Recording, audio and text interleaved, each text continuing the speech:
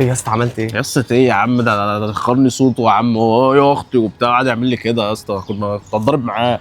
يعني انا جايبك ليه يا اسطى؟ ما انت تتكلم يا اسطى يا عم اي هو من حاجه. البدايه كده، حتى لو داخل الباب من شقلباظه يا عم، ده شكله نسب يعر يابا، ده اخويا مش عارف ايه وبتاع، بيشدني يا عم. ده سول يابا. انا غلطان ان انا اعتمدت عليه. انا هتصرف.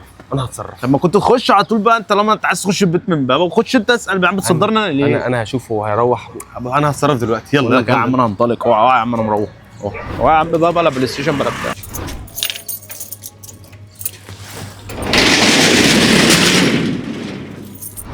ماشي يا عم ياسر.